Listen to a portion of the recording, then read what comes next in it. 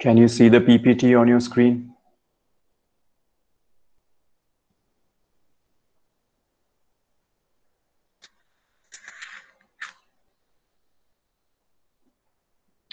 Thank you, Somnath.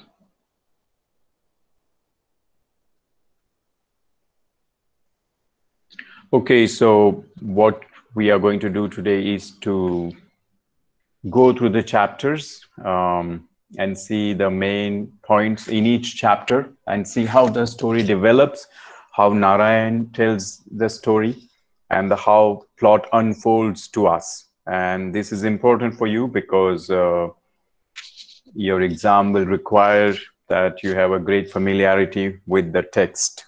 And it's not a short novel, although it's not very long, it's not short either.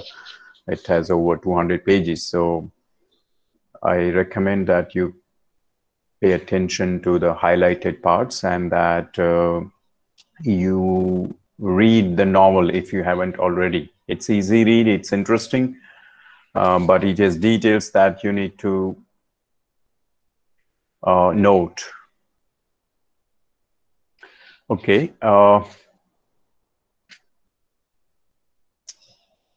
The story has 11 chapters, and in the introductory lecture, I had mentioned to you that it begins at the point where Raju has met Velin, and it's Velin, the villager, who considers him a saintly man, and it is he who elevates him to the status of a Swami.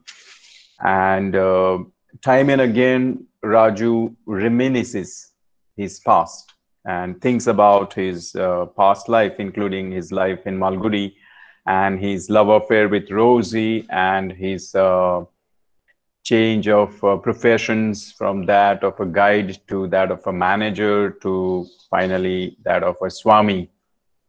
And in all this, we see the great adaptability and talent that Raju has to adapt to different situations and challenges in life.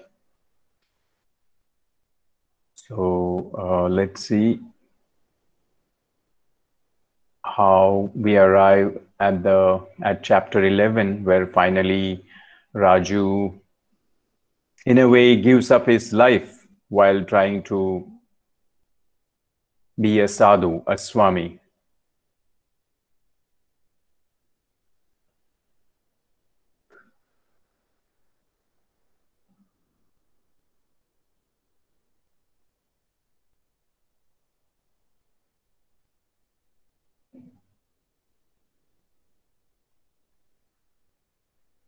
There is some useful introductory material here also in the text, in case you feel like you can read.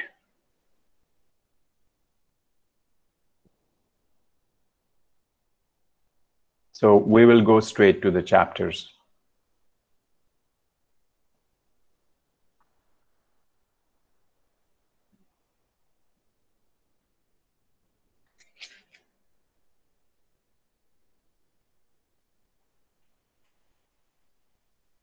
Okay, now the story begins at a stage when Raju is out of jail after serving 2 years behind the bars because of the forgery case that Marco Polo had registered against him and the case which he lost.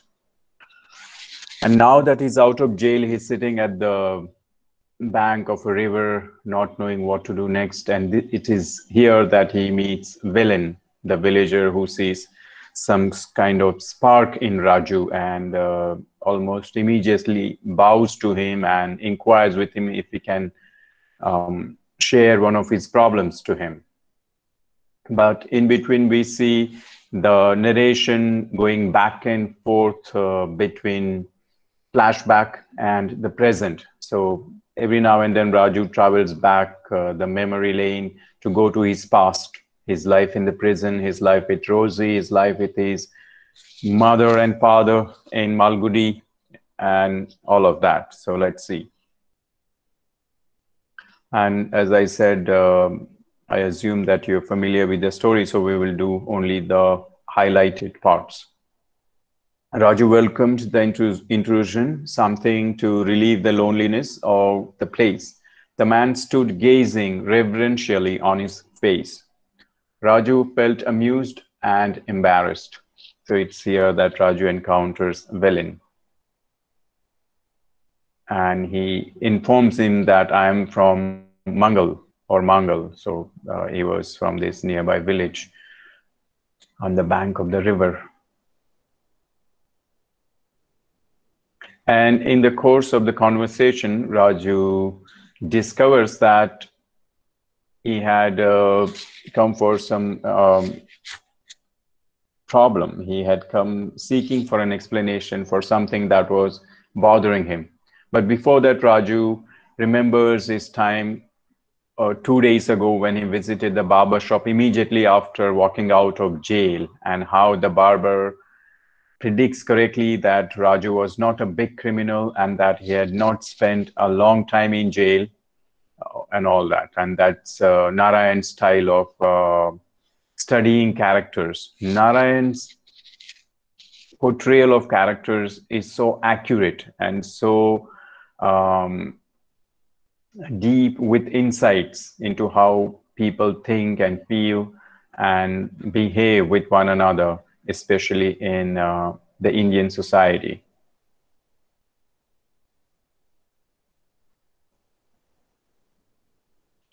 Okay, so that's here with the conversation with the barber. Why don't you say exactly why I was sent to jail for 2 years? I'll give you 4 annas for a guess. And that is something that the barber is not able to say, but he's able to guess a lot of things based on his experience of meeting prisoners who walk out of jail, that Raju was not a big criminal. He was maybe in for some kind of cheating. Okay, now back to villain. And Raju asks him, "Why do you look at me like that?" He asked. "I am here because I have nowhere else to go." Raju wanted to blurt out to him and say that, now don't look at me like that. I don't know where to go. And he did not want to utter the word jail. So he just stops short of saying that he is out of jail. But the other, that is Velen, said, "I have a problem, sir." For some mysterious reason, Velen thinks that Raju looks very saintly and that he is a saint, he is a Swami, he is a sadhu, and that Velen thought that Raju might have the answers to his questions. It was in his nature to get involved in other people's interests and activities. Otherwise, Raju often reflected, I should have grown up like 1,000 other normal persons without worries in life. And that's what Raju feels, that why this man is asking me about his problem. And maybe because it's in my nature to get involved in other people's interests and activities. Of course, he's referring here to Rosie and Marco, and how his whole life was ruined because of that. My troubles would not have started, Raju said in the course of narrating his life story to this man who was called Villain at a later stage, but for Rosie. Why did she call herself Rosie? And then he goes on to explain that there was a woman in my life called Rosie, and she was just an Indian, and she could have been called Devi or Meena or Lalita, but she was called Rosie because she was a dancer. She looked just the orthodox dancer that she was, but then she had taken up this European name. Okay, and that's the information we get to write in the first chapter, that Raju had a woman in his life called Rosie, and that she had a husband called Marco Polo. Raju had called him Marco Polo because he was a great traveler and was interested in the history and archaeology of different places. I praised her art whenever I could snatch a moment alone with her and whisper in her ear, out of range of that husband of hers. What a man! I have not met a more grotesque creature in my life. Instead of calling herself Rosie, she could more logically have called him Marco Polo. So that's a name that Raju gives to Rosie's husband. Anyway, they are introduced to us right at the beginning. And then he says, you may ask me why I became a guide. I was a guide for the same reason as someone is a signaler, porter, or guard. So he says, just by chance, I became a guide. Railway line came to my village, and I happened to be living next to a railway station, and that's how people came looking for me for instructions, and I became a guide. Ours was a small house opposite the Malgudi station. And as I shared with you earlier, Malgudi is a fictional place that Narayan has created for as a setting for almost all his stories and novels. And it's a place in South India, most likely in Tamil Nadu, but it's an imaginary place. And our protagonist, Raju, also happened to be staying in Malgudi. My father had a small shop, and as we know that when the railway came, his father set up another shop at the railway station, the one that he began minding, and he gave the small hut shop to Raju in the beginning. And this is something that Raju is recounting to this villager, Velen, before he could tell his problem, why he was looking for Raju's help. Anyway, you can read all of this. How Raju's dad used to teach him and mind the shop at the same time. I have a problem, sir, said the man. And so the man is not so much interested in Raju's story. He's bothered about his problem. So Raju says, so has everyone, in a sudden access of pontificality. To pontificate is to preach to people, to be very grim and serious, and to philosophize things. And he says, if you show me a person without a problem, then I'll show you the perfect world. And then he goes on narrating a story of Buddha. So he's not interested in striking a conversation with Velen, because he knows that when he gets interested in people's business, other people's business, he gets into trouble. Anyway, the man says, I am Velen. My father in his lifetime married thrice. I am the first son of his first wife. The youngest daughter of his last wife is also with us. As the head of the family, I have given her every comfort at home, provided her with all the jewelry and clothes a girl needs. But he paused slightly before bringing out the big surprise. But Raju completed the sentence for him. The girl shows no gratitude. That means his stepsister. Absolutely, sir, said the man. And so Velen is impressed that Raju knows what his problem is already. And she will not accept your plans for her marriage. Oh, true, too true, sir. Velen was wonderstruck. And it is here that Velen becomes more convinced that Raju has some mysterious spiritual powers and that he is no ordinary man. And so Raju says, okay, bring her over, let me speak to her. I will speak to your stepsister and see if she agrees to marry the person you have chosen for her. And that's how the story begins after Raju is released from jail. Anyway, he felt exhausted and stretched himself on the stone slab and fell asleep under the open sky. And that's the first encounter with Velen. And next day, 8 o'clock in the morning, Velen, standing respectfully away on a lower step, says, I have brought my sister. And then he goes on talking to Velen's sister, and finally she agrees to marry the boy Velen had chosen for her. But in that encounter, in that second visit, Velen placed before him a basket filled with bananas, cucumbers, pieces of sugar cane, fried nuts, and a copper vessel brimming with milk. And for Raju, that was like a feast, because He was waiting for some food. He was starving after coming out of jail. He had not eaten much, so he was quite happy to have that offerings made to him. Raju sat looking at the hamper. He asked, "Why do you do all this for me? They are grown in our fields, and we are proud to offer them to you."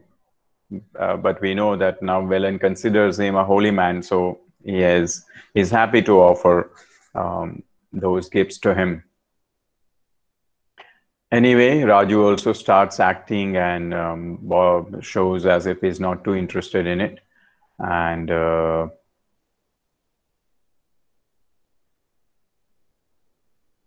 you can read how Raju then goes back to his early life. And that's how Narayan is introducing us to the story, to Raju's past as a son of a shopkeeper at a railway station in Malgudi. And he goes on to narrate how his father was more interested in the company of his friends and in running the shop than spending time with his mother and himself.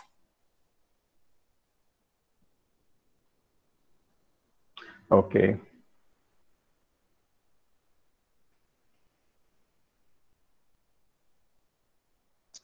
He suddenly felt irritated at the responsibility that Velen was thrusting on him and said frankly, "I am not going to think of your problems, Velen, not now." "May I know why?" he asked humbly. "It is so," Raju said with an air of finality. "When may I trouble you, sir?" Velen asked. And so Velen doesn't want to get into, Raju doesn't want to get into Velen's problem because he's just out of jail and all that mess that he had faced in life. "I know what your problem is, but I wish to give the matter some thought. We cannot force vital solutions. Every question must bide its time. Do you understand?" So Raju himself, he's good at speaking and he can argue well, he can think well. So he just is just biding some time. Anyway. And then Raju is surprised at his own transformation. He suddenly found himself asking, "Have I been in a prison or in some sort of transmigration?" Because now he's talking like a sadhu. We may not change it, but we may understand it. And to arrive at a proper understanding, time is needed. So he's talking like a sadhu. He's philosophizing at things. He's generalizing and he's talking like a very thoughtful person. And that surprises Raju himself. So that's how chapter 1 ends for us. And then the story picks up a little. So next day,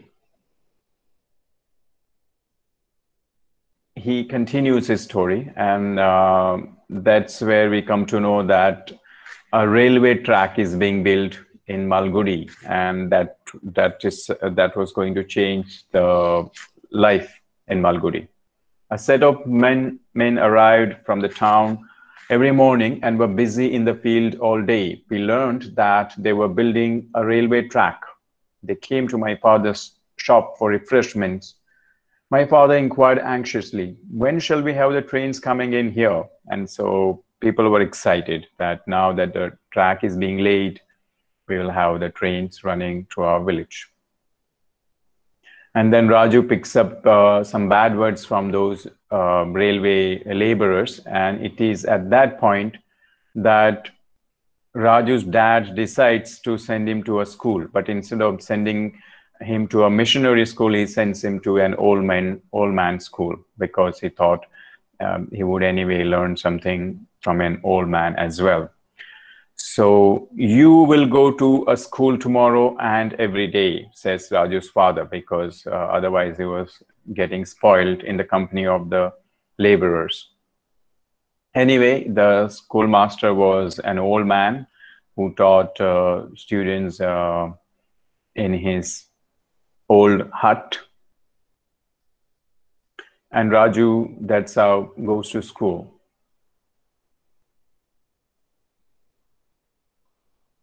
And there was nothing big about that man's school, but Raju's father thought otherwise, and he thought that he was in at the right place. He was known to boast. Many students who have passed through the hands of this ancient master are now big officials at Madras, collectors and men like that. Thought Raju's father about this old man whom he assigned to teach Raju. Anyway, Raju passes, and then this was some kind of a kindergarten, so Raju qualifies to go to the first standard, and there is a Narayan's typical way of describing in detail how they uh, made fun of the master and how the master anyway relied a lot on the ration that he got from the boys, all that. And this is all being told to Belen. So, however, Velen brought him fruit on huge trays covered with silk cloth, the sort of offering which Raju would conjure up for the deep edification of his tourists when he took them to an ancient palace or hall. So Raju remembers how he also used to give a lot of gifts and provide things to his clients when he was a guide. Okay, now Velen's sister has agreed to marry the man Velen had chosen for him through the intervention of Raju. But Raju decides not to attend the wedding. However, soon after the wedding, the couple comes to meet him. If he would not go to the wedding was bound to come to him. At the earliest possible moment, Velen brought the girl and her husband and a huge concourse of relatives to the temple. She had told everyone, that is the bride, the girl, he doesn't speak to anyone, but if he looks at you, you are changed. And they thought that was something amazing, something miraculous. And therefore, his circle was gradually widening. So now, please note that Raju becomes a Swami, a sadhu, without he explicitly willing it. In his previous avatars, in his previous roles as a shopkeeper, as a guide, and as Rose's manager, he had taken the initiatives. He had built up those careers for himself. But now it is the villagers, especially Velen, who proclaims him a sadhu and treats him as one, and therefore he unwillingly becomes a sadhu. One evening before the company arrived, he moved back to the yard of the temple and hid himself behind a gigantic hibiscus bush full of red flowers to see how people talk about him. And they say he's a saint, he's a mystic, he's a sadhu, he's a yogi. And he says, why not take advantage of it? The next morning, he rose early and went through his ablutions, washed his clothes in the river, lit the stove, made himself coffee, and felt completely at ease with the world. He had decided on his future today. So now, out of jail, he had two options, whether to go back to Malgudi and resume his job as a guide, or to continue living in Mangal and become a sadhu. He realized that he had no alternative. He must play the role that Velen had given him. Well, he thought of going back to Malgudi, but it was not a good option because he had lost his house. His mother had gone and to live with her brother, and there was a debt on him, and he was disgraced. So he thought returning to Malgudi was not a good idea. So he decides to stick to the role that Velen had given him, that of a sadhu. He anticipated the arrival with certain excitement. He composed his speeches and posed to receive them. So he wants to wait for people, but nobody came. However, there was a boy who inquires about him, and then people start coming back to him in big groups. So we have chapter 3. One fine day, beyond the tamarind tree, the station was ready. And this is again flashback. We go back to Malgudi, what happened after the railway line was laid and the station was built. Everything changed for Raju's family and for his father. One day we were all given a holiday. The train comes to our town today. So finally everything is ready and the train is ready to run. And the collector and the police superintendent arrived, and Raju's father eventually ends up buying a shop at the hiring a shop, or renting rather, at a railway station, and he has two shops now. So you can read all that, how Raju's dad gets cheated by a man who had hired his carriage and all that. Uh, Nothing very important to the story, but as a flashback, it shows how much good memories and how much vivid memories Raju has of his life in Malgudi.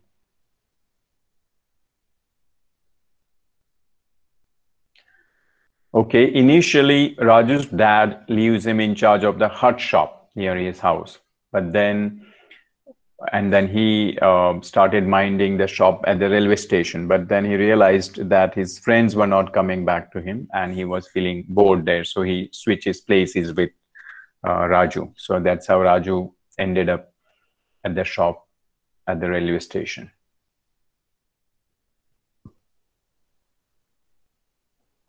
So just to read here a little bit. They left me in peace and wandered off to other shop, seeking my father's company. But they found it untenable. They felt strange there. It was too sophisticated a surrounding for them. Very soon, unobtrusively, my father was back in his seat at the hut shop, leaving me to handle the business in the new shop. Okay, and that's how he also decides to become a guide. Now back to Mangal, where people have taken a liking to him and they are beginning to revere him as a sadhu. The banana miracle worked because he gave a banana to a boy and said, "Tell them that I am back in this temple." And so people started coming to visit him. And when a lot of people came to meet him, Raju asked them, "What do these boys do all day? Why are they not studying? Let's start a school for them." And that's how he begins a school for the children of Mangal. Excuse me. "What do you do all day?" One of the elders interposed to say, "We cannot send our boys to the school as you do in towns. They have to take the cattle out for grazing." But Raju says, "Boys must read first."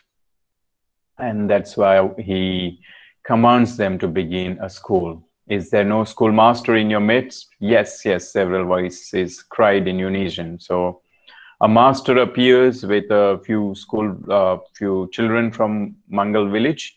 And in fact, it is Raju who ends up teaching the boys and talking a lot of things to them, because that was in his nature to preach to people, to impress people with his words. So finally, the result was that the teacher went back to the village as a changed man. Next day, he was back at the pillared hall with a dozen children of the village. They had their foreheads smeared with sacred ash, and their slates creaked in the silent night, while the teacher lectured to them, and Raju, seated on his platform, looked on benignly.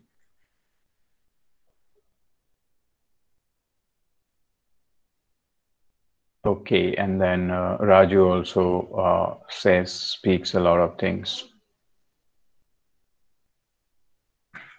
Then he goes back to Malgudi's in the past, saying that his father died that year, so he was left in charge of his house and the two shops. "I'm afraid after my father's death, his old friends wilted away and disappeared one by one, chiefly for want of an audience."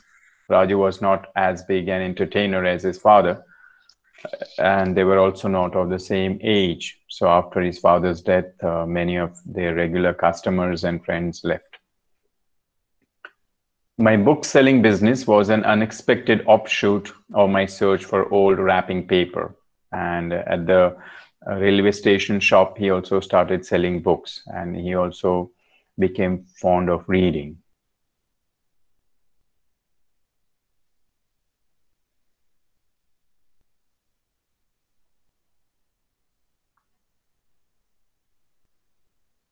Okay, and then he talks about the villagers again, and he says, I want you all to think independently of your own accord and not allow yourselves to be led about by the nose as if you were cattle. So once the villagers recognize Raju as a Swami, he starts preaching to them, teaching to them, almost guiding their lives. And sometimes the villagers do not understand what Raju is saying. So there is a great comment from Narayan here. The essence of sainthood seems to lie in one's ability to utter mystifying statements. So Raju used to say things that did not make sense to the villagers, but he says that was the essence of sainthood. Say things that sound very philosophical, very loaded, but people don't really make any practical sense of it. If you do it, you will know why. Until you try, how can you know what you can or cannot do?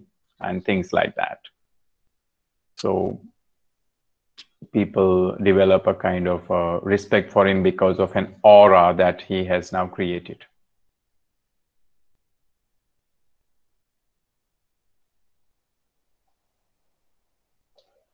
Okay, and he started reading sacred texts and preaching to the people.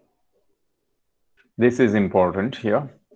Raju soon realized that his spiritual status would be enhanced if he grew a beard and long hair to fall on his nape. A clean-shaven, close-haired saint was an anomaly. He bore the various stages of his makeup with fortitude, not minding the prickly phase he had to pass through before a well-authenticated beard could cover his face and come down his chest. So Raju realized that he also had to have a persona of a saint, of a sadhu and a swami, and what was required the most was a look of a sadhu by way of having long hair and wearing a long beard. Otherwise, he did not look like a sadhu in his clean-shaven form. So he grew it. Raju was an artist. He was quite good at adapting to new situations. Okay, but with the exception of Velen and a few others, Raju never bothered to remember faces or names or even to know whom he was talking. Big people don't require to know who they are speaking to, and they don't have to bother about knowing others. Of course, people brought him their disputes and quarrels over the division of ancestral property and a lot of other things. People wanted answers for everything from Raju. And so we arrive at chapter 5, which again begins with a flashback. Now, after the shop was set up and after his dad passed away, Raju came to be known as Railway Raju because he was always present at the station and dealing with a lot of people who traveled by the railway track. Although I never looked for acquaintances, they somehow came looking for me. Men who had just arrived always stopped at my shop for a soda or cigarettes.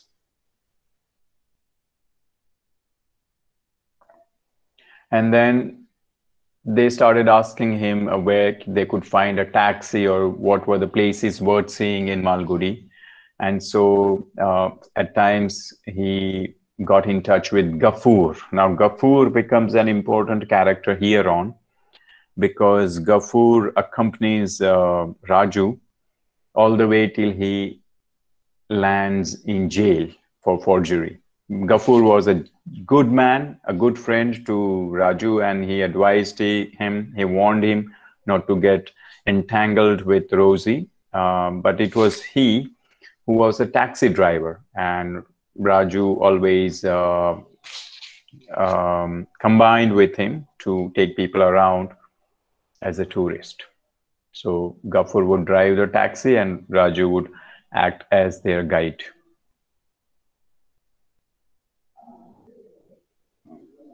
And then he describes all kinds of travelers. And here is a great comment from Narayan. Travelers are an enthusiastic lot. They do not mind any inconvenience as long as they have something to see.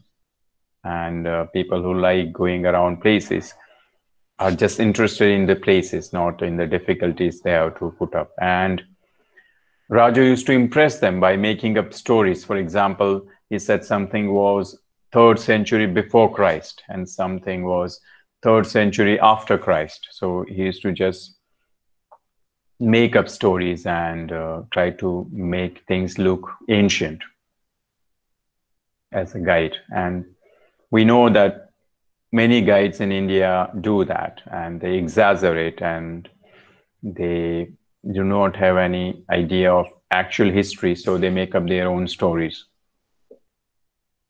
Even when I had no tourist to guide, I did not go back to my shop, but to Gafur on the fountain parapet and listened to his talk about derelict automobiles.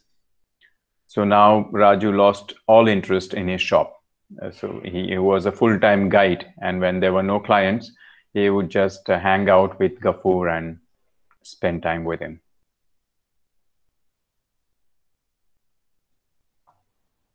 As soon as a tourist arrived, I observed how he dealt with his baggage, whether he engaged a porter at all or preferred to hook a finger to each piece. So Raju used to measure up people in no time, and he knew how much money they had, how interested they were, and how good tourists they were. And accordingly, he charged them. And there were many historical places in Malgudi, so it worked well for him. Malgudi, I said, had many things to offer, historically, scenically, from the point of view of modern developments, and so on and so forth. Or if one came as a pilgrim, I could take him to a dozen temples all over the district within a radius of 50 miles. I could find holy waters for him to bathe in all along the course of the Sarayu River, starting, of course, with its source on Mempi Peaks. And this is another great comment from Narayan. One thing I learned in my career as a tourist guide was that no two persons were interested in the same thing. So Raju had to pick out who was interested in what and then try to focus on it as a guide. Okay, and then we are for the first time introduced to Rosie. While he was acting as a guide one day, he meets up with this girl called Rosie. There was a girl who had come all the way from Madras and who asked the moment she set foot in Malgudi, "Can you show me a cobra, a king cobra it must be, which can dance to the music of a flute?" "Why?" I asked. "I would like to see one, that's all," she said. Her husband said, "We have other things to think of, Rosie." So it is Marco Polo, and Marco Polo was interested in the archaeology of the place, the historical places around Malgudi, whereas Rosie, his wife, was interested in a dancing cobra because, as we know, she was a dancer herself and she wanted to mimic those movements of a dancing cobra. Anyway, from the beginning, Raju has a crush on Rosie and has an instant dislike for Marco Polo. My sympathies were all for the girl. She was so lovely and elegant. After she arrived, I discarded my khaki bush coat and dhoti and took the trouble to make myself presentable. So that's the first thing happens when a boy likes a girl or a girl likes a boy. They try to They become self-conscious of their looks and try to dress well and look good. I wore a silk jabba and lace dhoti and discarded his khaki uniform. I groomed myself so well that my mother remarked when she saw me leave the house, "Ah, like a bridegroom." And Gafur winked and said many an insinuating thing when I went to meet them at the hotel. So people around you pick up when you are self-conscious and you try to look good or try to impress others, and friends sometimes pick on you. uh, Her arrival had been a sort of surprise for me. The man was the first to appear, so it was Marco who first arrived, and then Rosie came the next day by a train, and that's where he came to know that Rosie was Marco's wife. She was not very glamorous, if that is what you expect, but she did have a figure, a slight and slender one, beautifully fashioned, eyes that sparkled, a complexion not white but dusky, which made her only half visible, as if you saw her through a film of tender coconut juice. Okay. And she was interested in a charmer with a king cobra. So he finds one for her. If you can come out for an hour, I can show you a cobra. And then they drive up to a mohalla where the snake charmer was living, and he asks her to make the cobra dance. This man has a king cobra. This man has a king cobra. I looked him up and down and said hesitatingly, "Let me see it." Anyway, the girl stood under the shade of a tree while the man prodded a snake to make it come out of its basket. It was fairly large, and hissed and spread out its hood, while the boys screamed and ran off and returned. Anyway, she was delighted, and she watched it swaying with the raptest attention.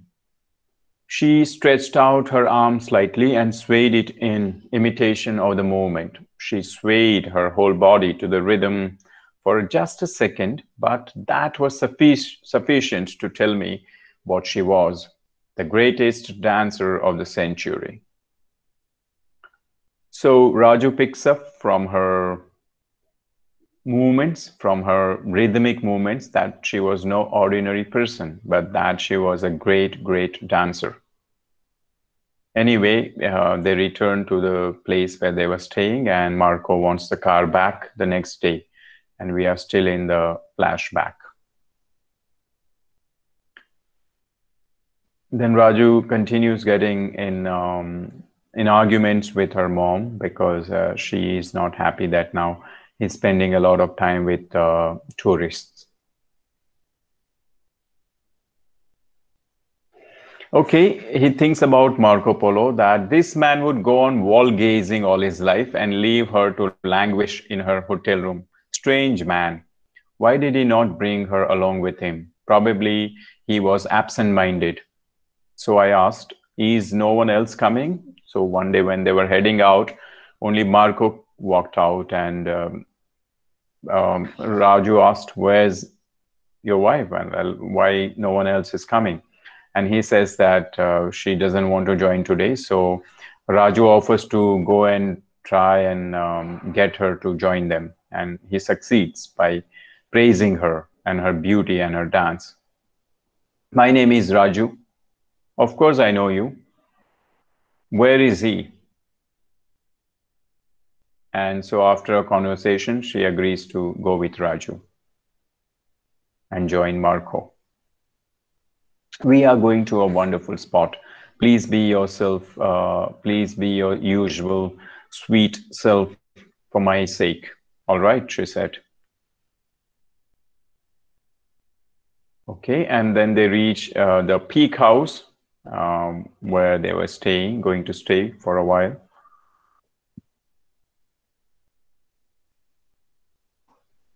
And there was a man called Joseph who was the caretaker of the Peak House. I told Joseph, the caretaker, to get us food and foodstuffs from his village 2 miles away.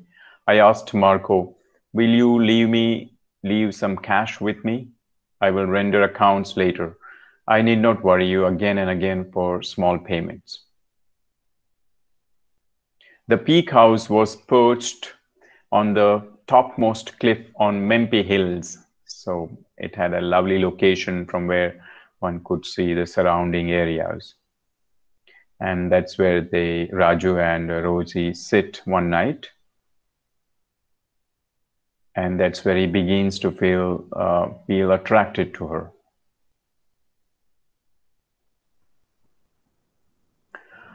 "Ah, that's a good idea," the man said jocularly. She extended her hand for me to pass the dish to her, but I insisted on doing it myself. She suddenly darted forward and forcibly snatched it away from my hand. Oh, that touch made my head reel for a moment. So Raju has a crush on Rosie, and when she accidentally touches him that night, he feels it, and Rosie is just unaware of what's happening to him.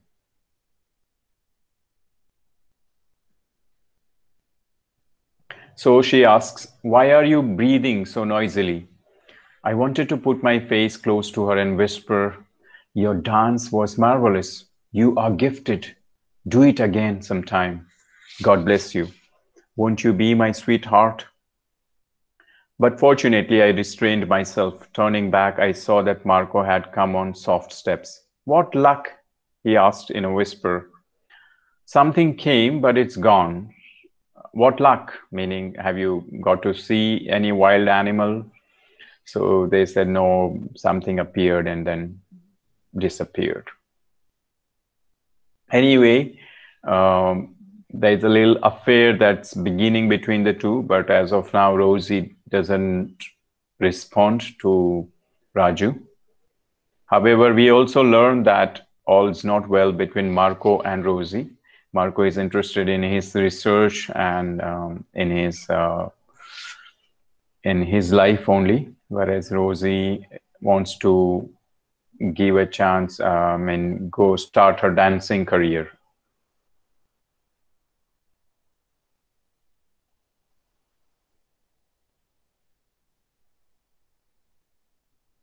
Okay, so Raju inquires one day with Rosie if everything was all right between she and Marco, and she says, "Well, not. It's all not good. It works," she said. "You are a brother to me, and I will tell you what happens." She gave me an account of their daily quarrels, and when she called him a brother, he says, "Oh no," I wanted to cry. "You married him because of his wealth," I said, "and you were advised by your uncle and the rest." Okay, so she says, "I belong to a family traditionally dedicated to the temples as dancers. My mother, grandfather, grandmother, and before her and her mother, even as a young girl, I danced in our village temple." So there's South Indian temples have the tradition or used to have the tradition of Devdasis, temple dancers. So probably Rosie belongs to one of those families, and she has grown up as a dancer. And then she ended up marrying Marco because Marco wanted a wife who would care for him. She said, "He is interested in painting and old art and things like that." And Raju says, "But not one which can move its limbs, I suppose." I placed my hand on her shoulder and gently stroked it. "I am really very unhappy to think of you, such a gem lost to the world. In his place, I would have made you a queen of the world." She didn't push my hand. She didn't push away my hand. I let it travel and felt the softness of her ear and pushed my fingers through the locks of her hair. So the intimacy between them is growing, and now Rosie is aware of it and she is responding. So they are getting closer, and Marco would eventually discover it, and that's why abandon her.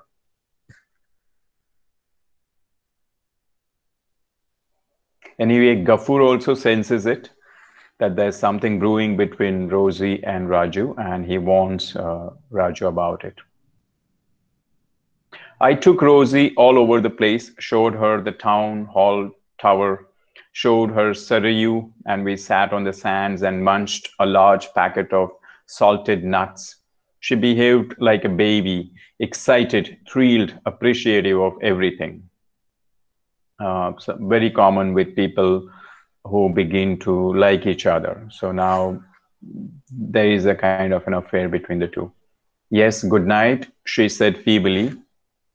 May I not come in? I asked, trying to look my saddest. No, no, no, go away, she said. But on an impulse, I gently pushed her out of the way and stepped in and locked the door on the world. So one day when they were alone and he was going to say goodbye to her, he asked if he could come in and she said no, but he pushed the door and went in. So they are getting closer and intimate and are having an affair behind the back of Marco. Anyway, they are back.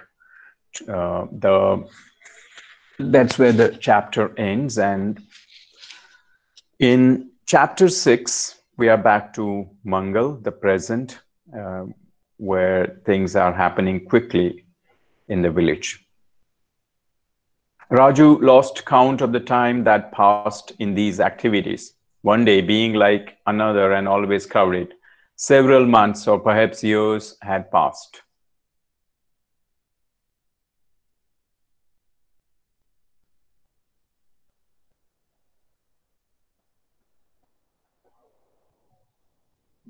Okay. He protested to Velen one day, I am a poor man and you are poor men. Why do you give me all this? You must stop it. But it was not possible to stop the practice. They loved to bring him gifts. He came to be called Swami by his congregation, and where he lived was called the temple. It was passing into common parlance. The Swami said this or that, or I am on my way to the temple. People loved this place so much that the time washed its walls and drew red bands on them. They lime washed, not time washed. They lime washed, meaning they made Swami quite comfortable there, and they were, of course, very happy to have him there, and they were treating him as their guru. Okay, now things begin to change. Everything was very happy, very cozy for Raju, but one year the rain stopped. So I'm just reading here. In the first half of the year, they had evening rains, which poured down fussily for a couple of hours to the tune of tremendous thunder. Later in the year, they had a quieter sort of rain, steadily pattering down, but no rain affected the assembly. People came shielding themselves with huge bamboo mats or umbrellas or coconut thatch. The hall became more packed during the wet season since the people could not overflow into the outer courtyard. Whatever. Raju's popularity is growing, but now this is the ominous sign that suddenly he noticed at the end of the year that the sky is never dimmed with cloud. The summer seems to continue. Raju inquired, where are the rains? Velen pulled a long face. The first rains have totally kept off, Swamiji, and the millet crop, which we should have harvested by now, is all scorched on the stalks. It's a big worry. So the rains have not arrived and the millet crop has failed, and people are beginning to worry. Everything else is going to fail and bring a doom to the village. And people became argumentative. Do you know, Swamiji, our cattle which go out to graze, knows about the mud and dirt and come back having no grass to eat? But Raju comforts them, saying that don't worry, things will change. However, science, mythology, weather reports, good and evil, and all kinds of possibilities were connected with the rain. Raju gave an explanation for each in the best manner he could manage. But he found his answers never diverted their minds. People want rains, and there is no rain, and no explanation of Raju suffices. The village, the wells in the villages were drying up. Huge concourses of women with pitchers arrived at the river, which was fast narrowing. From morning to night, they came in waves and took the water.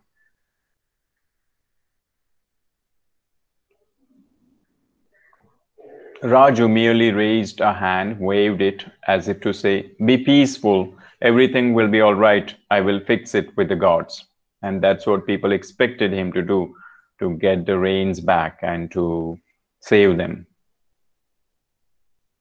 Anyway, Buffalo died, and people wanted to know how it died. So Raju inspects it and says that it was bitten by a poisonous insect, nothing else. However, more cattle were found dead here and there. And finally, there is a big fight between the shopkeepers and the villagers because of because everyone was feeling the heat, like people are feeling the heat now during the lockdown and during the corona. The shopman came out with a chopper and attacked the customer, and those who sympathized with the man gathered in front of the shop and invaded it. Shopman's relatives and sympathizers came at night with crowbars and knives and started attacking the other group. Villain and his men also picked up axes and knives and started out for the battle. Shrieks and cries and imprecations filled the air. So there was a fight among the villagers, and Villain was injured. He he was also hit on the head and had a few cuts on his body. But news was brought to him early in the morning to Raju. Villain's brother told him while he was still half asleep that Villain was down with an injured skull and burns, and he gave a list of women and children hurt in the fight. And Raju also learns from Villain's brother that they are trying to attack the other group at night to take revenge.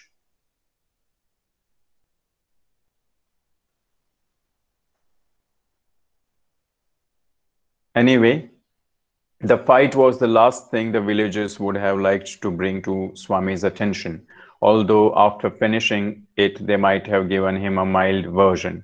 But this boy, that is Velen's brother, brought the news on his own initiative and defended their action. But Swami, why did they cut my brother's face? He added sullenly. Should they be left free to do all this? Anyway, Raju is not happy with the fight. And Raju felt bothered, and he says, "Go and tell Villain and the rest that I don't want them to fight like this. I will tell them what to do later." And he adds, "Tell your brother immediately, wherever he may be, that unless they are good, I will never eat." Now, this is where he gets into trouble. The boy misinterprets it because he was afraid that people would ask him why in the first place he informed Swamiji about their fight. So when Raju says that tell the people not to fight or I will not eat unless they are good, he goes and informs that Sadhuji will not eat until the rains arrive, meaning that he is going to go on a fast. He was panting when he ran into the assembly of his village elders. They were sitting solemnly around a platform in the center of the village, discussing the rains. There was a brick platform built around an ancient peepal tree, at whose root a number of stone figures were embedded, which were often anointed with oil and worshipped. This was a sort of town hall platform for Mangala.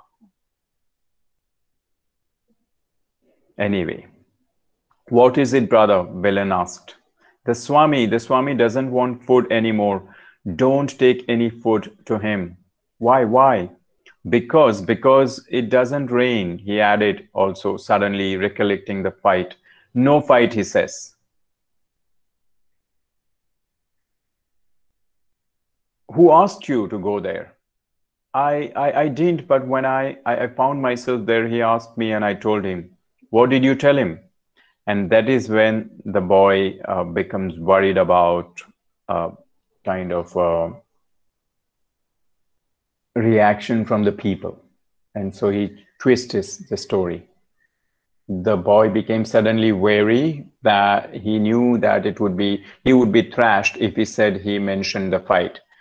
He didn't like to be gripped by the shoulder. In fact, he was averse to being gripped by in any manner at all. But there, the Swami squeezed his elbow and brushed his beard on his face, and here these men were tearing at his shoulder. He felt sorry he had ever got involved. It was best not to have anything to do with them. They would wrench his shoulder off if they knew he had been telling the master about the fight. And this is important. So he covered up the entire business in the best manner he could think of. He blinked. They demanded of him again. What did you tell him? That there is no rain, he said. And so he said, coming back to the original starting point, he wants no food until it is all right. The boy deliberated for a moment and said, tell your brother not to bring me any more food. I won't eat. If I don't eat, it will be all right. And then everything will be all right. So that's where the boy twists the story and says that Swamiji has decided not to eat. Swami in our midst, so they begin to say that he is a Swami and he is a Mahatma, and they compare him to Mahatma Gandhi because Gandhiji also used to fast. Okay, please hold on. Let me see who is at the door.